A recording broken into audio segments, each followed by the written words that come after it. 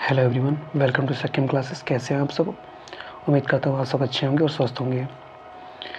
तो आज की क्लास में हम पढ़ेंगे जीव विज्ञान की प्रमुख शाखाओं के बारे में, जो प्रतियोगी परीक्षाओं की दृष्टि से बहुत ही महत्वपूर्ण हैं। और प्रतियोगी परीक्षाओं में यहाँ से एक या दो क्वेश्चन पूछ ही लिए जाते हैं। तो देर न करते हुए स्टार्ट करते हैं आज की क्लास। हमारा पहला टर्म है पेडोलॉजी। तो पेडोलॉजी में मृदा का अध्ययन किया जाता है। तो अगर इसे हमें याद करना होगा तो हम कैसे याद करेंगे? तो हम यहाँ पर देख रहे हैं पेडोलॉजी से पेड़ शब्द बना लेंगे। पेडोलॉजी से कौन सा शब्द बना लेंगे? पेड़। तो पेड़ जो होते हैं हमेशा कहाँ उगते हैं? मृदा में उगते हैं। कहाँ उगते हैं? मृदा में उगते हैं। पेड़ जो होते हैं हमेशा मृदा में उगते हैं। तो इस तरीके से हम याद कर लेंगे कि पेडोलॉजी में मृदा का अध्ययन किया जाता है।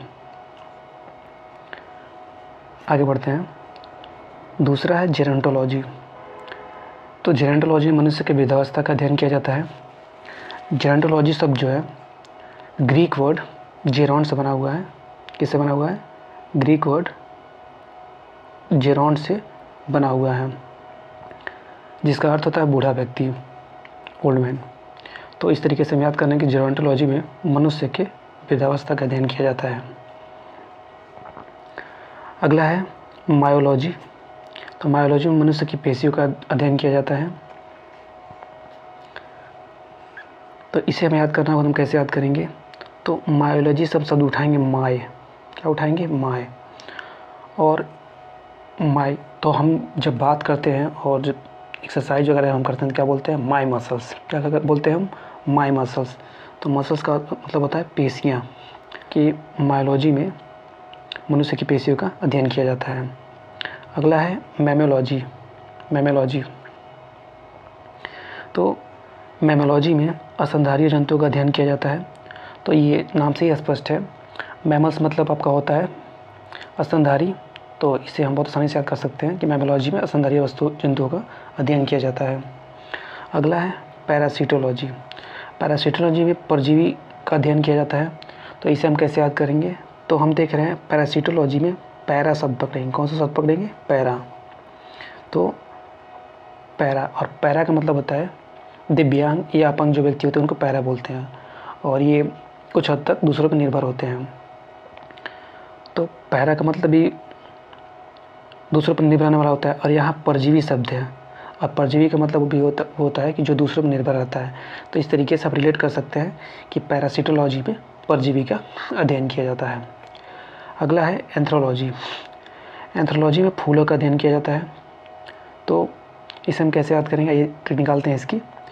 तो हम क्या करते थे बचपन में, जब हम छोटे थे तो क्या करते थे?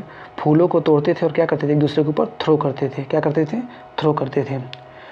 तो इस तरीके से हम याद कर सकते हैं कि एंथ्रोलॉजी में फूलों का अध्ययन किया जाता है। यानी कि जब भी थ्रो शब्द हमारे सामने आएगा तो हम इसको पकड़ लेंगे कि थ्रो क्या करते हैं? फूलों को हम थ्रो करते थे। तो एंथ्रोलॉजी में फूलों का अध्ययन किया जाता है। अगला है एग्रोस्टोलॉजी। एग्रोस्टोलॉजी में हम घास से संबंधित अध्ययन किया जाता है। तो यहाँ भी हम शब्द से ही पकड़ सकते हैं। एग्रोस्टोलॉजी में हम देख रहे हैं कि ग्रॉस शब्द आ रहा है, और ग्रॉस का मतलब भी घास ही होता है। तो एग्रोस्टोलॉजी में किसका अध्ययन किया जाता है? घास से संबंधित अध्ययन किया जाता है। तो इस तरीके से हम रिलेट कर सकते हैं। अगला है पैलिनोलॉजी। पैलिनोलॉजी में पराग कणों का अध्ययन किया जाता है। तो पैलिनोलॉजी शब्द जो है पोलन से बना हुआ है, क्योंकि पोलन का मतलब होता है पराग। और बात करें पूरे परागकण की तो पोलन ग्रहण का मतलब होता है परागकण। तो उसी पोलन वर्ड से आपका ये पैलिनोलॉजी बना हुआ है। तो इस तरीके से हम याद कर लेंगे पैलिनोलॉजी में परागकणों का अध्ययन किया जाता है। बढ़ते हैं आगे। हमारा अगला टर्म है ऑन्कोलॉजी। ऑन्कोलॉजी में कैंसर का अध्ययन किया जाता है। तो आइए हम इसे कैसे याद करके देखते हैं। तो ऑन्कोलॉजी से हम अंगों को बना लेंगे अंग। क्या बना लेंगे? अंग। तो जाहिर सी बात है जो कैंसर होता है हमारे अंग में ही होता है, कहाँ पे होता है? हम। तो इस तरीके से ऑन्कोलॉजी में कैंसर का अध्ययन किया जाता है। अगला टर्म है ऑस्टियोलॉजी। ऑस्टियोलॉजी में अस्थियों का अध्ययन किया जाता है। तो इसको हम कैसे याद करेंगे? तो ऑस्टियोलॉजी में हम देख रहे हैं कि ऑस्टियो और अस्थियों ये दोनों शब्द जो है मैच कर रहे हैं, ऑस्टियो और अस्थियों। तो इस तरीके से हम याद कर सकते हैं कि ऑस्टियोलॉजी में अस्थियों का अध्ययन किया जाता है। आगे बढ़ते हैं। हेमाटोलॉजी। हेमाटोलॉजी में रुधिर का अध्ययन किया जाता है। तो हेमाटोलॉजी नाम से भी स्पष्ट है कि जो आपका हीमोग्लोबिन होता है ब्लड में, उसी से बना हुआ है आपका हेमाटोलॉजी शब्द, हीमोग्लोबिन से ही। तो इस तरीके से हम याद कर लें कि हेमाटोलॉजी में रुधिर का अध्ययन किया जाता है। अगला है वायरोलॉजी। वायरोलॉजी में विषाणुओं का अध्ययन किया जाता है। तो ये भी नाम से स्पष्ट है, वायरस आपका विषाणु होता है और उसी से बना हुआ आपका वायरोलॉजी। तो इसे आप ऐसे याद कर लेंगे। अगला है बैक्टीरियोलॉजी। बैक्टीरियोलॉजी में जीवाणुओं का अध्ययन किया जाता है। ये भी नाम से स्पष्ट है कि बैक्टीरिया को मतलब होता है आपका जीवाणु और उसी बैक्टीरिया से बना हुआ बैक्टीरियोलॉजी। तो इसमें हम जीवाणुओं का अध्ययन करते हैं। अगला है हमारा एंटोमोलॉजी। तो एंटोमोलॉजी में कीटों का अध्ययन किया जाता है। तो आइए देखते हैं इसको कैसे याद करेंगे। तो एंटोमोलॉजी में हम देख रहे हैं एंट शब्द छुपा हुआ है। कौन सा है? एंट। तो इस एंट की मदद से हम पकड़ेंगे ट्रिक को। तो एंट का मतलब होता है चींटी, और चींटी क्या है? एक सामाजिक कीट है। तो इस तरीके से हम याद कर लेंगे कि एंटोमोलॉजी में कीटों का अध्ययन किया जाता है। किसे किया जाता है? कीटों का अध्ययन किया जाता है। आगे बढ़ते हैं। मिर्मेकोलॉजी। मिर्मेकोलॉजी में चींटियों का अध्ययन किया था। किसका अध्ययन किया था? चींटियों का अध्ययन किया था। तो इसको हम कैसे याद करेंगे? तो मिर्मेकोलॉजी में हम देख रहे हैं, यहाँ मिर जो है, मिर को हम मर बना लेंगे, कुछ पल के लिए शब्द बना लेंगे। तो होता क्या है, जब चींटियाँ काटती हैं तो इनके अंदर डंक में जो फॉर्मिक एसिड होता है वो हमें बहुत तेज मतलब दर्द होता है। तो ऐसे एक पल के लिए ऐसा लगता है कि हम मर गए, मतलब मरते नहीं हैं लेकिन ऐसा महसूस होता है कि हम मर गए। तो इस तरीके से हम याद कर लेंगे कि मिर्मेकोलॉजी में चींटियों का अध्ययन किया जाता है। किसका अध्ययन किया जाता है? चींटियों का अध्ययन किया जाता है। आगे बढ़ते हैं। सर्पेटोलॉजी। सर्पेटोलॉजी और ऑफियोलॉजी। तो ये भी नाम से स्पष्ट है कि सर्पेटोलॉजी में सर्पों का अध्ययन किया जाता है। ठीक है, तो आगे बढ़ते हैं। अगला है हर्पेटोलॉजी। हर्पेटोलॉजी में उभयचरों और सरीसृपों का अध्ययन किया जाता है। तो इसे हम कैसे याद करेंगे? तो हर्पेटोलॉजी में हम पकड़ेंगे हर्पेट। तो वैसे तो मनुष्य के पास या किसी के पास भी एक ही पेट होता है, लेकिन यहाँ पे हम थोड़ा अपनी ट्रिक बनाएंगे कि इसको हम किस तरीके से याद कर सकते हैं। तो हर्पेट, हम देख रहे हैं हर्पेट, यानी हर्पेट किसके पास होगा? उभयचरों के पास होगा। उनके पास जो मतलब होगा, जो दोनों जगहों पर रह सकते हैं, तो दोनों जगहों पर कौन रह सकता है? तो उभयचर रहते हैं। तो इस तरीके से हम रिलेट के याद कर सकते हैं कि हर्पेटोलॉजी, हर्पेटोलॉजी में किसका अध्ययन करते हैं? उभयचरों और सरीसृपों का अध्ययन करते हैं। उभयचरों और सरीसृपों का अध्ययन करते हैं। आगे बढ़ते हैं। हमारा अगला टर्म है अर्निथोलॉजी। अर्निथोलॉजी में पक्षियों का अध्ययन किया जाता है। किसका अध्ययन करते हैं? पक्षियों का अध्ययन किया जाता है। अगला है डर्मेटोलॉजी। डर्मेटोलॉजी में त्वचा का अध्ययन किया जाता है। और जो आपका डर्मेटोलॉजी शब्द जो है, वो जो डर्मेटोलॉजिस्ट होता है, जो मतलब जो स्किन का जो डॉक्टर होता है, उसी शब्द से बना हुआ है डर्मेटोलॉजिस्ट से डर्मेटोलॉजी। तो इसको हम बहुत आसानी से याद कर सकते हैं कि डर्मेटोलॉजी में त्वचा का अध्ययन किया जाता है। अगला है एपीकल्चर। तो एपीकल्चर में मधुमक्खी पालन का अध्ययन किया था। इसको हम कैसे याद करेंगे? तो एपीकल्चर में हम पी वर्ड को पकड़ेंगे। किसको पकड़ेंगे? पी वर्ड को। पी वर्ड को पकड़ेंगे और हम क्या पीते हैं? तो मधुमक्खी का जो है शहद होता है, मधुमक्खी का जो शहद होता है उसको हम पीते हैं। क्या करते हैं? शहद को पीते हैं। तो इस तरीके से एपीकल्चर जब भी आएगा तो पी वर्ड पे हम ध्यान देंगे और हम क्या पीते हैं? शहद को पीते हैं। यानी कि थोड़ा सा इसे रिलेट कर सकते हैं कि एपीकल्चर में मधुमक्खी पालन का अध्ययन किया जाता है। ठीक है, आगे बढ़ते हैं। पीसीकल्चर। पीसीकल्चर में मछली पालन का अध्ययन किया जाता है। किसका अध्ययन किया जाता है? मछली पालन का अध्ययन किया जाता है। इसको हम कैसे याद करेंगे? तो मछली को जब भी घर लेकर के आता है तो माता जी क्या करती हैं? मछली को बनाने के लिए क्या करती हैं? मसाले को पीसती हैं। क्या करती हैं? मसाले को पीसती हैं। तो हमें पीसी वर्ड दिख रहा है, तो जब भी हमारे दिमाग में पीसीकल्चर आएगा तो हमारा ध्यान क्या है, किस पे जाएगा? कि जब हम मछली घर पे लाते हैं तो माँ क्या करती है? माता जी क्या करती हैं? मसाले को पीसती हैं। तो हम पीसी शब्द पकड़ेंगे। तो इस तरीके से रिलेटेड क्या कर सकते हैं कि पीसीकल्चर में मछली पालन का अध्ययन किया जाता है। देखिए, चूँकि चीज़ें बहुत सारी हैं और ये बहुत सारे टर्म हैं, तो इनको याद करना भी आसान नहीं होता है, काफ़ी कन्फ्यूजन होता है। तो इस तरीके से हम थोड़ा थोड़ा अपने ट्रिक को इस पर इन्वॉल्व करके चीज़ों को आसानी से याद कर सकते हैं। 2-4 बार प्रैक्टिस करेंगे, बहुत आसानी से इसमें चीज़ें याद हो जाएंगी आपको भी। तो आगे बढ़ते हैं। अगला हमारा है सेरीकल्चर। सेरीकल्चर में रेशम कीट पालन का अध्ययन किया था। किसका अध्ययन किया था? रेशम कीट पालन का। तो इसको हम कैसे याद करेंगे? तो हम देख रहे हैं सेरीकल्चर से सेरी वर्ड को पकड़ेंगे, और इसको अगर हम उल्टा पढ़ें तो रीसे, और रीसे में बस एक म शब्द हम जोड़ देंगे तो क्या बन जाएगा? रेशम। तो यानी कि इस तरीके से हम याद कर सकते हैं कि सेरीकल्चर में रेशम कीट पालन का अध्ययन किया जाता है। आगे बढ़ते हैं फ्लोरिकल्चर।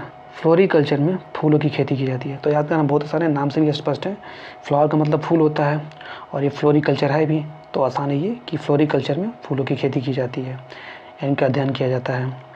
अगला है ओलेरीकल्चर। ओलेरीकल्चर में सब्जियों की खेती की जाती है, इनसे संबंधित अध्ययन किया जाता है। तो इसको हम कैसे याद करेंगे? तो ओलेरीकल्चर में हम ओले शब्द को पकड़ेंगे, ओले, और ओले को हम क्या बना देंगे? आलू बना देंगे। तो और आलू क्या है? आलू एक सब्जी एक तरह की। तो इस तरीके से हम पकड़ सकते हैं कि ओलेरीकल्चर में किसका अध्ययन किया जाता है? सब्जियों की खेती की जाती है। हमारा अगला टर्म है पोमोलॉजी। पोमोलॉजी में फलों की खेती की जाती है। तो इसको हम कैसे याद करेंगे? ये देखते हैं।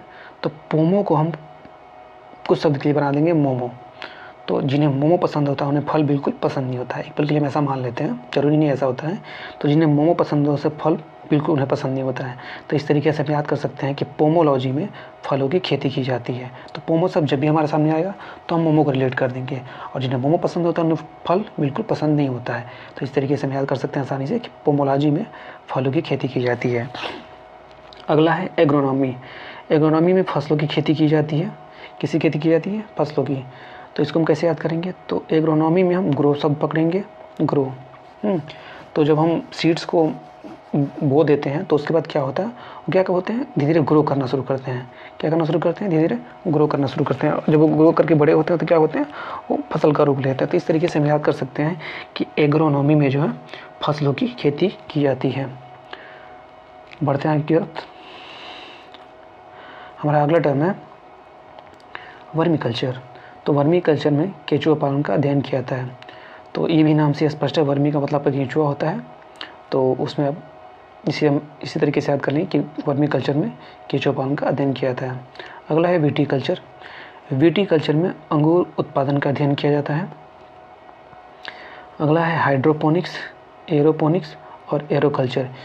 ये जो जीव विज्ञान की जो शाखा होती है, इसमें बिना मिट्टी के पौधे बोने का अध्ययन किया जाता है।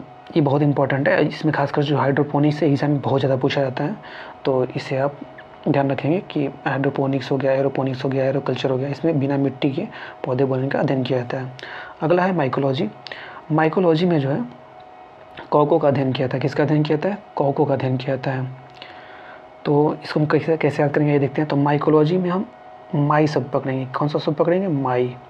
तो गांव में क्या जो होता है, तो हम बच्चे जो होते हैं वो माँ को जो है माई कहते हैं। तो इसको हम रिलेट करेंगे। तो बच्चे जो हैं जब छोटे होते हैं तो कैसे रोते हैं? काँव काँ की तरह से रोते हैं। जब काँ काँ रोते हैं तो उनकी आवाज़ कैसी आती है? काँ काँ टाइप में आती है। तो इस तरीके से हम रिलेट कर सकते हैं कि माइकोलॉजी में किसका अध्ययन किया जाता है? कॉको का अध्ययन किया जाता है। किसका अध्ययन किया जाता है? कॉको का अध्ययन किया जाता है। बढ़ते हैं आगे की तरफ। अगला टर्म हमारा फाइकोलॉजी। फाइकोलॉजी में किसका अध्ययन किया जाता है? शैवालों का अध्ययन किया जाता है। तो इसको हम कैसे याद करेंगे? तो फाइकोलॉजी में हम फाई से उठाएंगे। फाई से हम बना देंगे फैलना। तो फाई से क्या बना देंगे हम? फैलना। तो फैलते क्या है? शैवाल। शैवाल जो होते हैं एल्गे जिनको कहते हैं, वो क्या होते हैं? फैलते रहते हैं। आप देखते हैं पानी वगैरह के पास जो है जहाँ पे धीरे धीरे आपकी जो इसको कुछ जगह पे काई भी बोली जाती है, तो वो जमती जाती है धीरे धीरे, तो उन्हीं को बोलते हैं। तो वो हमेशा क्या होते हैं? फैलते रहते हैं। तो इस तरीके से हम याद कर सकते हैं कि फाइकोलॉजी में शैवालों का अध्ययन किया जाता है। अगला है इक्थियोलॉजी। इक्थियोलॉजी में मछलियों का अध्ययन किया जाता है। किसका अध्ययन किया जाता है? मछलियों का अध्ययन किया जाता है। डेंड्रोलॉजी। डेंड्रोलॉजी में वृक्षों और झाड़ियों का अध्ययन किया जाता है। किसका अध्ययन किया जाता है? वृक्षों और झाड़ियों का। तो आइए इसको देखते हैं, इसको हम कैसे याद कर सकते हैं। तो डेंड्रोलॉजी में हम डेंड्रो शब्द को पकड़ेंगे। कौन से शब्द को पकड़ेंगे? डेंड्रो को। तो डेंड्रो से बन गया हमारा डंडा। और डंडा किससे बनता है? भाई वृक्ष की जो टहनियाँ शाखाएँ होती है उसी से तो डंडे बनते हैं। तो इस तरीके से हम याद कर सकते हैं कि डेंड्रोलॉजी में जो है वृक्षों का और झाड़ियों का अध्ययन किया जाता है। हमारा अगला टर्म है सौरोलॉजी। सौरोलॉजी में छिपकलियों का अध्ययन किया जाता है। तो इसको हम कैसे याद करेंगे? तो सौरोलॉजी में हम सौर शब्द को पकड़ेंगे। किसको पकड़ेंगे? सौरों को पकड़ेंगे। और सौरों का मतलब क्या होता है? दुख। तो इसको हम कैसे रिलेट करेंगे? तो हम देखते हैं कि जब भी हम छिपकलियों को भगा रहे होते हैं उनको घर से, तो क्या होता है? अगर चोट लग जाती है उनके पूँछ पे, तो या लोग ऐसा कहते हैं कि वो हमें मतलब डराने के लिए अपने पूँछ को अपने आप से अलग कर देते हैं। क्या जो भी हो, तो हमें क्या होता है, बहुत दुख होता है उनकी कटी हुई पूँछ को देख करके। तो इस तरीके से हम याद कर सकते हैं कि सौरोलॉजी में छिपकलियों का अध्ययन किया था। तो सौर शब्द जब भी आएगा हमारे सामने तो हमें ख्याल आना चाहिए ये चीज़ कि हाँ, छिपकली को हम भगाते हैं, उनकी पूँछ कट जाती है तो हमें बहुत दुःख होता है। तो सौरोलॉजी में हम तो इस तरीके से हम याद कर सकते हैं कि सौरोलॉजी में छिपकलियों का अध्ययन किया जाता है। तो ये थे जीव विज्ञान से संबंधित कुछ प्रमुख शाखाएँ जो प्रतियोगी परीक्षाओं की दृष्टि से बहुत ही महत्वपूर्ण है। उम्मीद करता हूँ आपको ये वीडियो पसंद आया होगा। अगर आपको वीडियो पसंद आया हो तो वीडियो को शेयर करें, वीडियो को लाइक करें, चैनल को सब्सक्राइब करें और बेल आइकन को दबाना बिल्कुल ना भूलें, ताकि मेरी वीडियो से संबंधित जो भी नोटिफिकेशन हो आपको हमेशा मिलती रहे। तो मिलते हैं अगले वीडियो में ऐसे ही कुछ बेहतरीन प्रश्नों के साथ। तब तक के लिए धन्यवाद।